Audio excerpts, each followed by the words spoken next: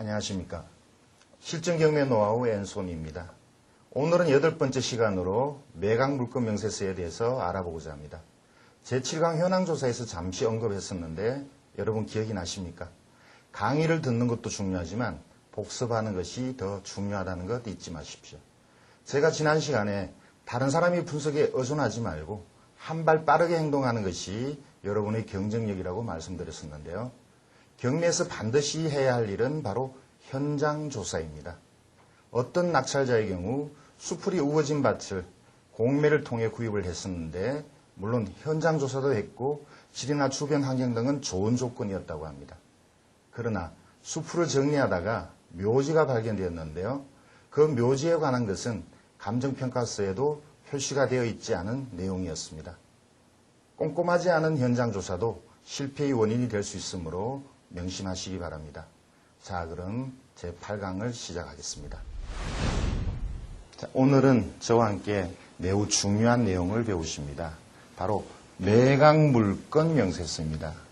이 매각물건 명세서는 등기부나 현황조사서나 감정평가서나 또는 모든 권리자들이 권리신고한 내용을 집약한 내용입니다. 특히 점유자 임차인에 대한 기록이 자세히 나와 있고 등기부 중에서 낙찰 후에 지워지지 않는 인수라고 하죠. 인수되는 권리를 반드시 기록하게 되어 있습니다. 매각물건 명세서에 잘못된 기록이 나중에 낙찰자에게 피해가 된다면 낙찰자는 불허가를 신청할 수 있는 중요한 근거가 됩니다. 앞부분에서 매각물건 명세서를 작성해야 되는 이유, 매각물건 명세서상에서 최선순위 권리나 임차인에 대한 것을 말씀드렸습니다. 그러면 매각물건 명세서의 하단부에 나오는 기록은 또 어떤 내용이 들어가느냐, 어떤 내용이 중요하냐 말씀을 드리겠습니다. 매각물건 명세서에는 인수되는 권리를 반드시 기록하게 되어 있습니다. 최선순위 권리 건저당이나 가압류보다 앞서 있는 예를 들어서 가처분, 가등기나 지상권, 또 간혹 전세권도 있을 수 있습니다. 자, 이러한 권리들이 말소 기준 권리보다 앞에 있다면 낙찰 이후에 등기부상의 이 권리들이 지워지지 않고 여러분들이 인수하게 됩니다. 아주 중요한 내용이죠. 그러므로서 인수하는 권리는 반드시 이 매각물건 명세서에 나타내도록 되어 있습니다. 자, 이러한 권리 외에 또 특별하게 후순위의 가처분. 자, 말소 기준 권리보다 앞에 있는 것을 보통 선순위라고 얘기하고 뒤에 있는 것을 후순위라고 하는데요. 보통의 후순위 가처분은 낙찰로 지워지지만 건물을 철거하는 청구권에 관한 이 가처분은 건물을 철거해달라는 후순위의 가처분은 낙찰 이후에 지워지지 않고 이것도 반드시 매각물건 명세서상에 인수한다는 기록을 남겨야 된다는 겁니다. 자, 이거 외에 매각물건 명세서에는 법정지상권과 관련된 내용을 반드시 기록하게 되어 있습니다. 자, 법정지상권이라는 것 역시 앞으로 많은 시간을 할애해서 배우시겠습니다만, 자, 우리나라의 부동산은 토지와 건물로 되어 있습니다. 토지와 건물이 같이 경매되는 게 일반적인데 간혹 토지만 경매가 되거나 건물만 경매될 때가 있습니다. 자, 이럴 경우 예를 들어서 토지만 경매의 대상이 되고 그 지상에 있는 건물이 경매 대상이 되지 않을 경우 그 건물의 법정지상권이 성립할 가능성이 있다라고 법원은 표기합니다. 이 가능성이라는 것은 있다 없다에 대한 것은 아니죠. 법원에서 있다 없다를 결정지어서 나타내지는 않고 그 가능성을 입찰하는 여러분이 주의하라는 뜻에서 그 가능성에 대해서 기록을 하게 되어 있습니다. 또 아까 말씀드렸던 임차인에 대한 기록 중에서 말소 기준 권리보다 먼저 들어온 임차인은 대항력이 있다라고 얘기했는데 이 대항력 있는 임차인에 대한 기록도 역시 매각물건 명세서 아랫부분에 기록하게 되어 있습니다. 그 외에 유치권이나 예고등기도 간혹 기록합니다만 유치권이나 예고등기는 매각물건 명세서상에 반드시 기록하라는 규정은 없습니다.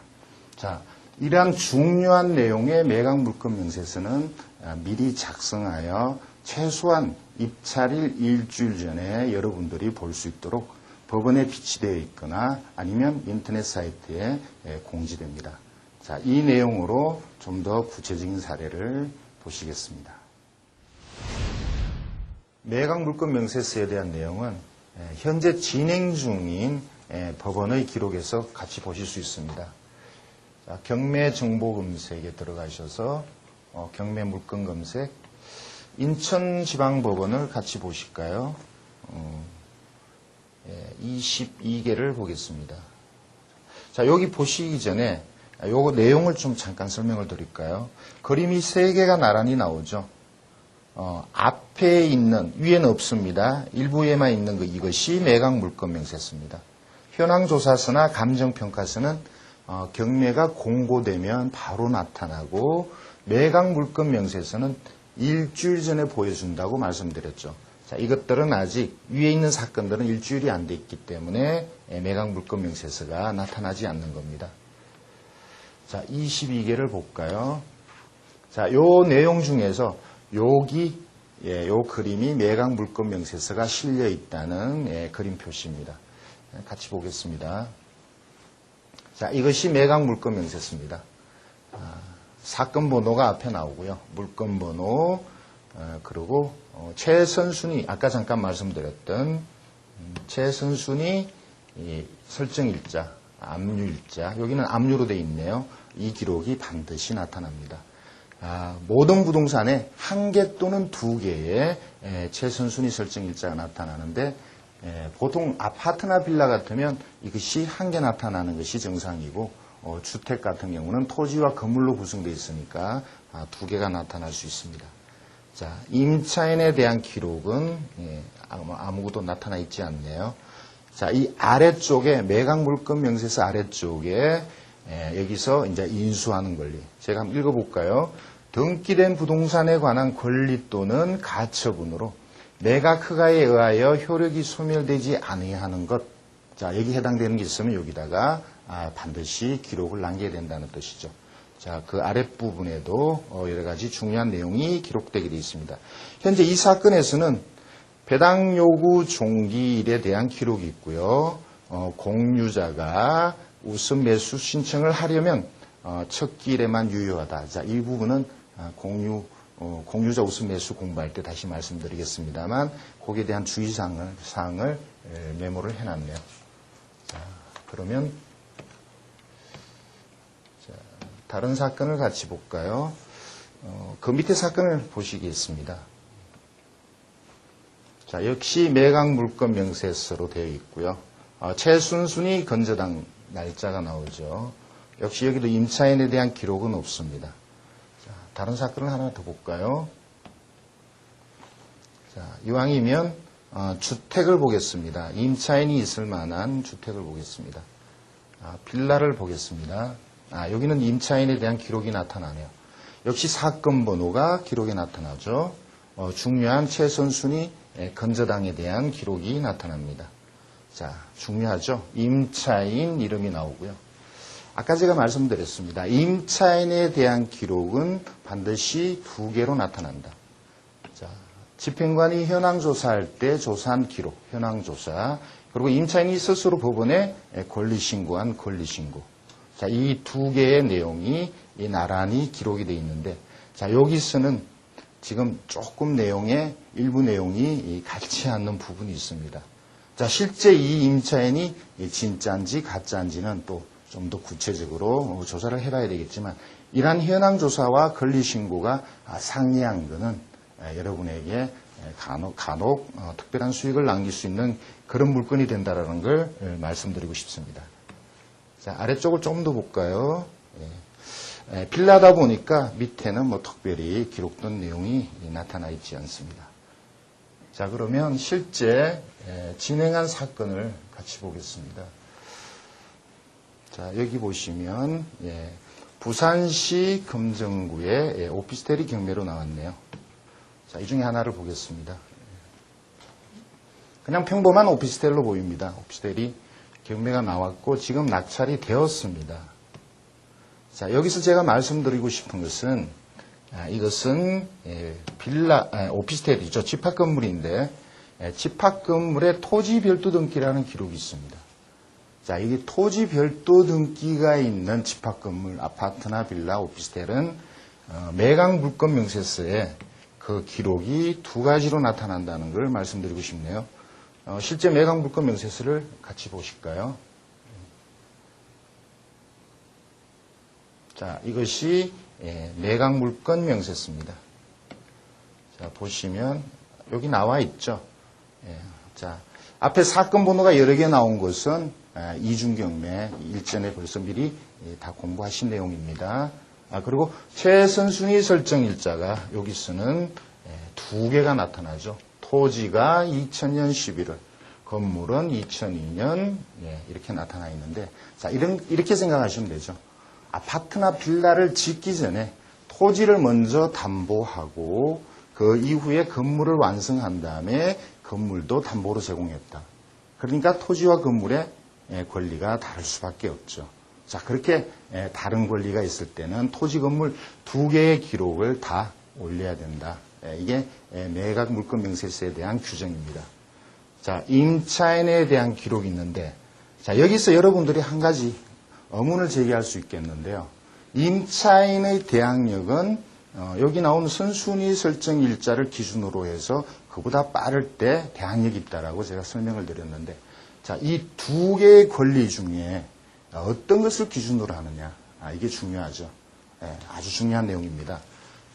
건물의 임차인의 대항력은 오직 건물 등기부의 최선순위 권리로 판단한다는 것.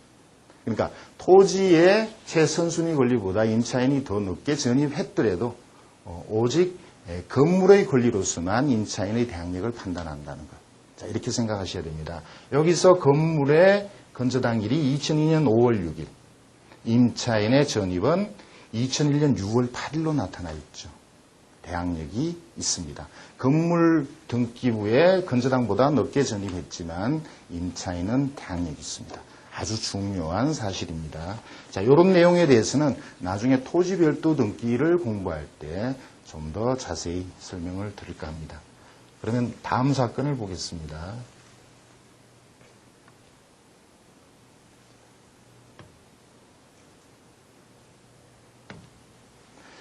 자, 서울시가 아니네요. 경기도 고양시 일산 쪽이죠. 아파트가 경매가 나왔습니다. 자, 평수는 중형 평수네요.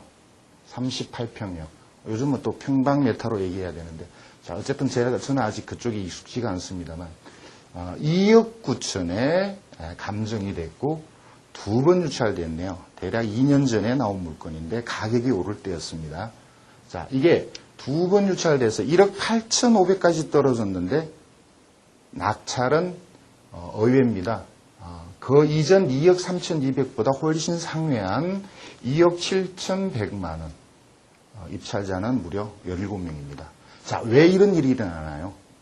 2억 3,200일 때 입찰을 들어갔다면 현재 낙찰자보다도 무려 4천여만 원을 더 저렴하게 산 꼴이 되는데, 자, 왜 이런 일이 일어났을까요? 자, 여러분도 경매를 하시다 보면 자, 이런 거를 자주 보시게 될 테고, 결국 발 빠르게 움직이고 조사하는 사람은 2억 3,200에 낙찰받을 수 있는, 아주 저렴하게 낙찰받을 수 있는 그런 기회가 됐다는 거죠. 실제 제가 알고 있는 그 당시에 이 물건의 시세는 3억 2, 3천입니다. 자, 3억 2, 3천짜리를 2억 3,200에 낙찰받았다. 1억 가까이의 수익을 낼 수도 있는 그런 기회가 있었다는 거죠. 자, 여러분도 조금만 더 깊이 있게 공부하시고 자신감을 가지시고 발 빠르게 움직이면 여러분에게도 이런 기회가 앞으로 자주 나타날 겁니다. 자, 구체적인 내용을 좀 볼까요? 자, 여기서 중요한 것은 임차인에 대한 기록입니다. 자, 임차인이 이름이 나와 있죠. 채무자와 성이 같습니다. 같은 김씨입니다. 전입을 하고 확정을 받지 않았는데 중형 아파트, 방 4개짜리 아파트를 전부 점유하고 있다는 기록이 나옵니다. 자, 그것도 3천만 원에.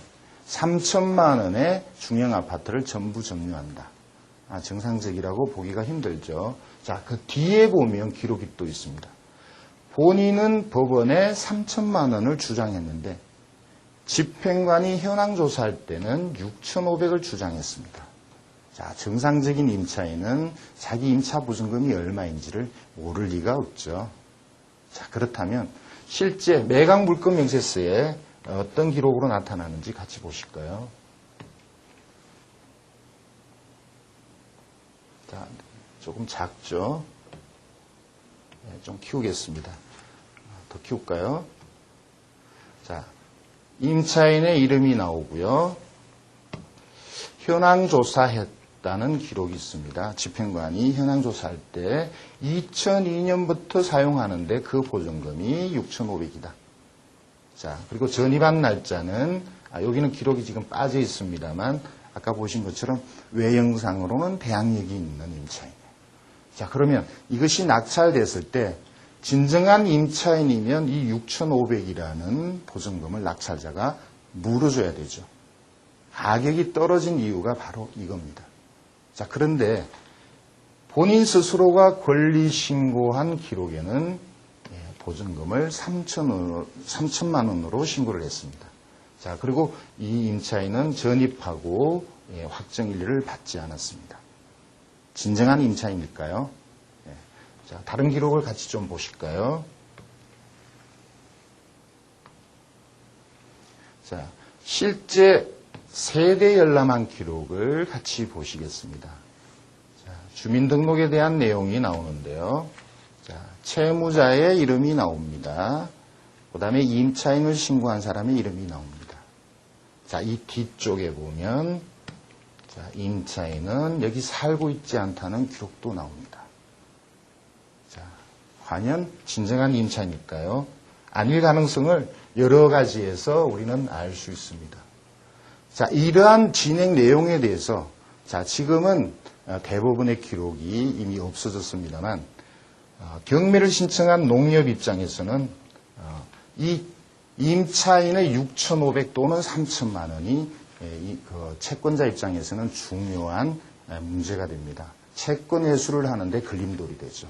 그래서 농협에서는 대부분의 기록을 보면 경매 신청한 채권자 농협에서는 임차인의 권리 주장에 대해서 부인하는 내용을 법원에 공시하였습니다.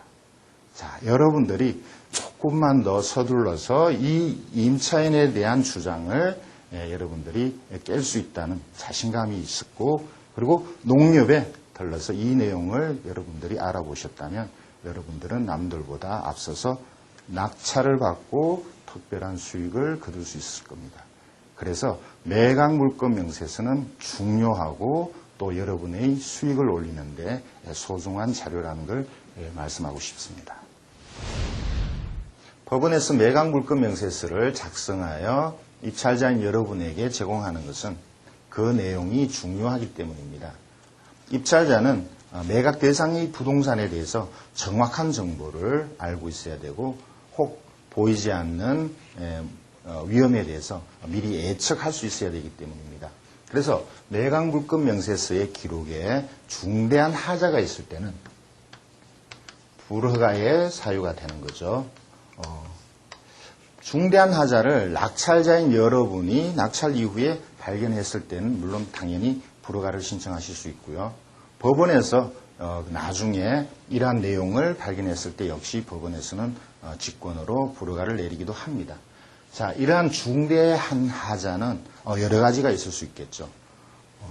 경매 도중에 대위 변제를 하여 권리에 변동이 있었거나 대위 변제에 대해서는 중요하므로 역시 다음 시간에 좀 더 부연해서 설명드리겠습니다만 기록에 특별한 권리들이 순서가 바뀌는 걸 말하는 거죠. 대위 변제나 또는 보이지 않던 유치권이 갑자기 신고를 하거나 대항력 있는 임차인이 나타나지 않았던 대항력 임차인이 갑자기 나타났을 경우 역시 이러한 것들이 여러분들의 불허가 사유가 되거나 또는 법원에서 직권으로 불허가를 할 수 있는 사유가 되는 거죠.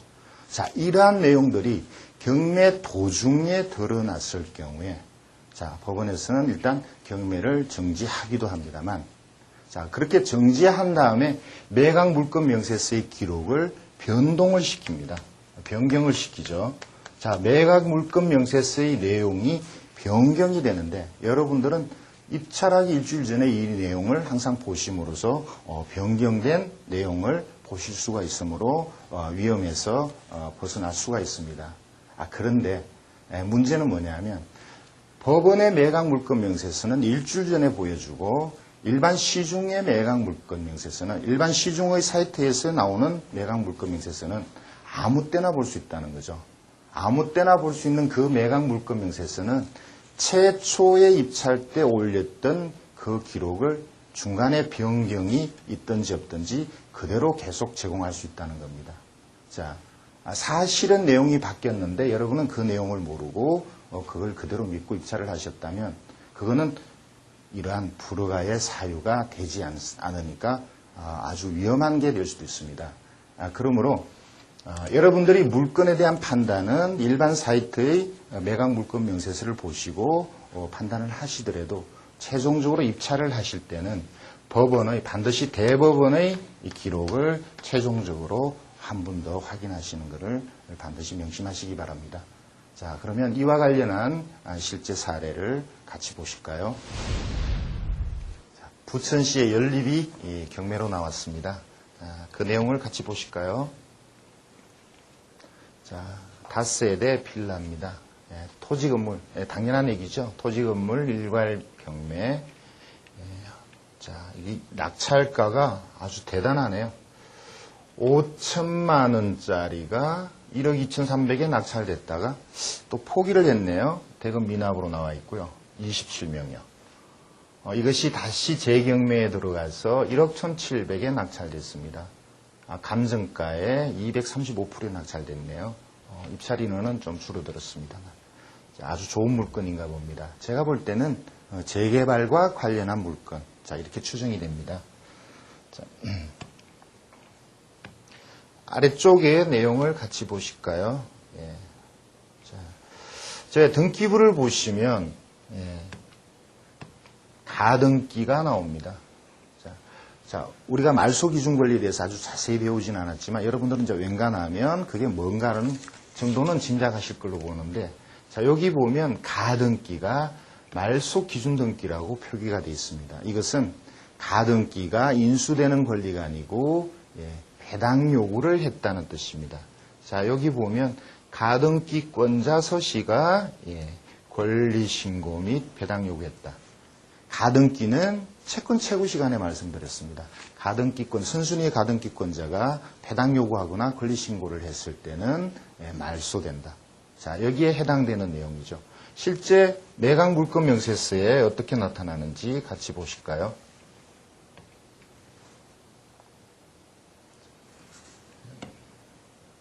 자, 매각 물건 명세서 사건 번호가 나오고 여기에 가등기가 담보 가등기다. 그러니까 건저당과 같다. 낙찰 이후에 말소된다. 자, 이런 기록이 있죠. 그리고 만약에 그 가등기가 인수하는 거라면 여기에 인수하는 란에 기록이 돼야 되는데 그런 기록이 보이지 않습니다. 그러니까 가등기는 아무런 문제가 되지 않는다는 뜻이 되겠죠. 자, 다른 사건을 같이 볼까요? 네. 자, 천안시의 토지가 경매로 나왔습니다. 같이 보시겠습니다. 자, 267평의 농지가 1억 5,800에 감정되고 7,100만 원에 낙찰이 됐네요. 천안은 수도권과 가깝고 교통이 편리하니까 많은 사람들이 관심을 가지는 지역입니다. 자, 보면 매행지니까 도로는 접하지 않는 걸로 되어 있네요. 그래도 가격이 저렴합니다. 자, 여기서 가장 중요한 문제는 인수할 권리가 있다라는 기록입니다. 자, 아까도 방금 앞에 가등기를 똑같은 내용을 설명을 드렸는데 소멸된다고 그랬죠. 여기는 인수로 나타납니다. 자, 낙찰자가 낙찰받은 이후에 이 가등기는 지워지지 않죠. 경우에 따라서는 소유권을 뺏길 수도 있는 그런 내용입니다. 자, 실제 매각물권 명세서에는 어떻게 나타날까 보겠습니다. 자, 이게 사건 번호죠. 자, 여기에 가등기에 대한 기록이 나타나는데 아래쪽에 매각물권 명세서 하단에 보면 등기된 부동산에 관한 권리 또는 가처분으로 매각 허가에 의하여 그 효력이 소멸되지 아니하는 것, 그리고 가등기에 대한 기록이 나옵니다. 그러면 이 가등기는 낙찰되고 지워지지 않는 권리라는 게 분명히 법원에서 명시를 해놓은 겁니다. 자, 다른 사건을 볼까요?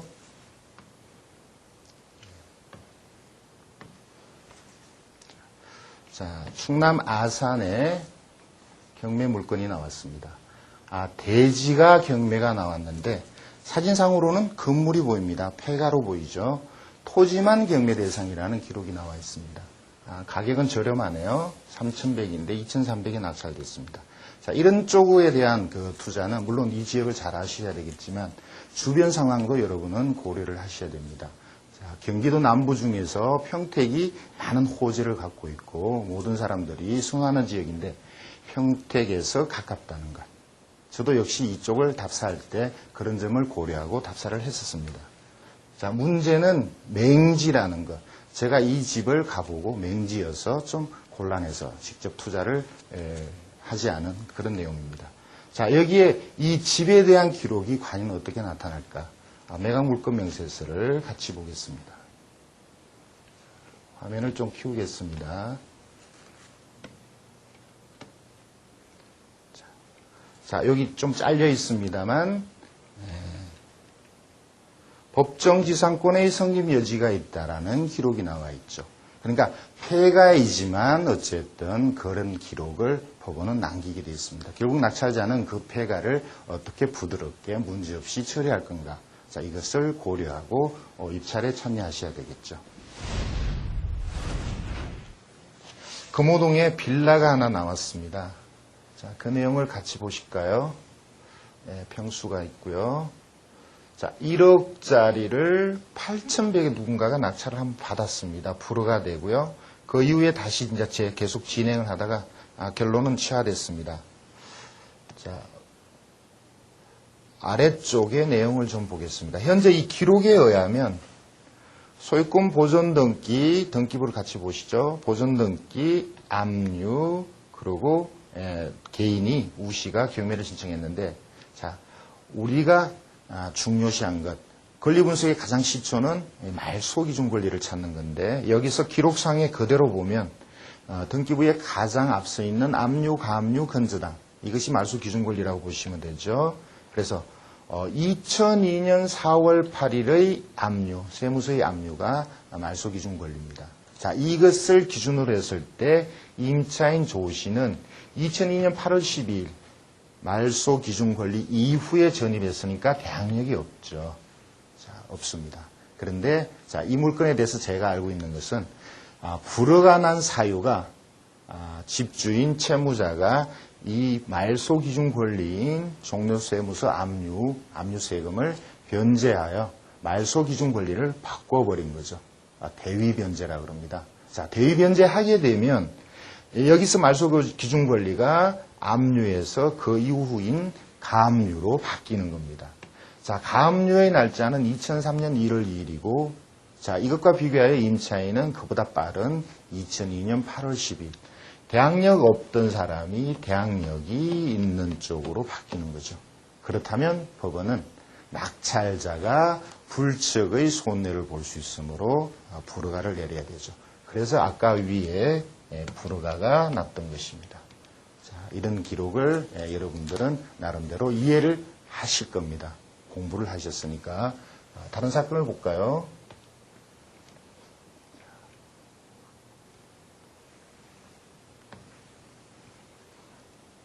자, 안산에 빌라가 나왔습니다. 자, 이것은 바로 그림을 보겠습니다. 자, 4,401호가 경매 대상입니다. 4,401호. 그림상으로 제가 볼 때는 요 호수가 401호입니다. 그런데 자, 문제는 이게 문제입니다. 빌라 중에 간혹 4층에 한개 호수만 있고 이쪽을 비워두는 경우가 있습니다. 자, 이런 공간을 옆에 있는 401호 임자가 이렇게 정축을 하죠. 결국 불법 건축물이 됩니다. 그런데 이 사건의 기록에는 이 내용이 나오지 않습니다. 낙찰자가 제게 연락을 했었습니다. 자, 이거는 불허가에 사유가 된다. 그런데 이미 잔금을 납부해버렸어요. 그러면 불법 건축물에 대한 책임은 낙찰자가 그대로 안고 가야 되는 거죠. 자, 여러분들이 매각물권 명세서의 하자에 대해서 좀 더 자세히 이해를 하신다면 여러분은 이런 불이익을 받는 일이 없으실 겁니다.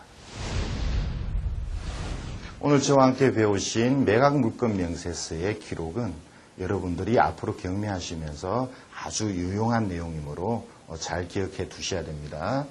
매각물권 명세서상에 임차인에 대한 기록은 두 줄로 나온다고 말씀드렸는데 그 내용에서 여러분들은 임차인이 위장인 근거를 찾을 수가 있습니다. 또 매각물권 명세서상의 잘못된 기록은 여러분은 낙찰 불허가의 근거로 삼을 수가 있습니다.